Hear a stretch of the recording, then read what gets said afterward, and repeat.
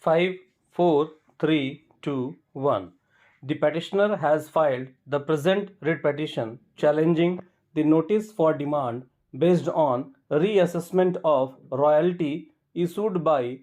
Assistant Mining Engineer Banswara, Annexure 8 to the writ petition seeking a relief to quash the same on the ground inter alia that impugned notice of demand is ex facie invalid according to Rule 41 of the Rajasthan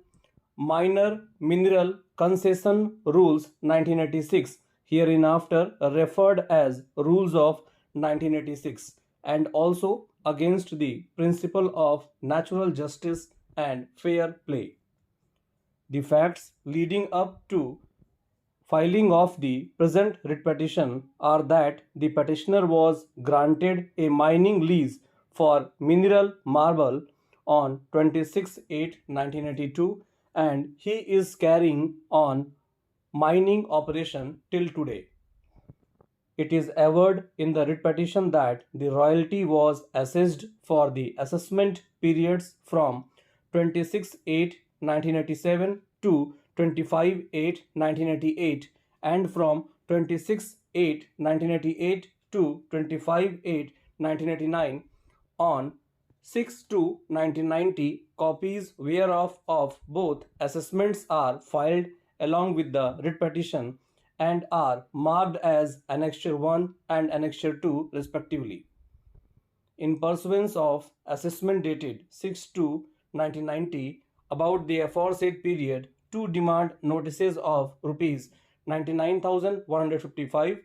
and Rs 1,55,668 were issued by respondents to the petitioner and he paid the due royalty such nothing is due. It is also specifically averred that assessment from 6/8/1989 to 25/8/1990 was also completed and royalty demanding Rs 1,24,443 was issued to the petitioner and he has paid the aforesaid amount, a copy whereof is filed and marked as Annexure 3 to the writ petition. It is stated in the writ petition that the respondents are authorized to reassess royalty of previous year if it is incorrectly assessed within the meaning of Rule 41 of the Rules of 1986 after affording an opportunity of hearing to the petitioner, but in the present case, opportunity of hearing has been denied to him. After service of notice, the respondents have filed a joint return denying the averments made in the writ petition in its present form, although it has not been specifically alleged that the reassessment of royalty amounting to Rs 99,087 was levied upon the petitioner after giving opportunity to him. I have heard the learned counsel for the parties and perused Annexure 8 reassessment of royalty crediting an additional amount of Rs 99,087 against the petitioner.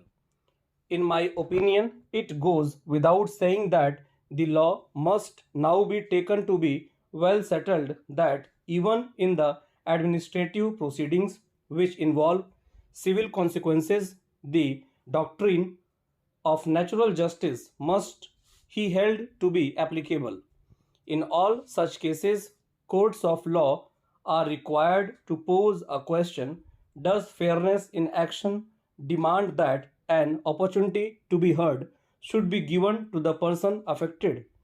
After posing the aforesaid question to the facts and circumstances of the present case, I am of the view that the reassessment of royalty by the respondents, which has serious civil consequences, requires a reasonable opportunity of hearing to the petitioner,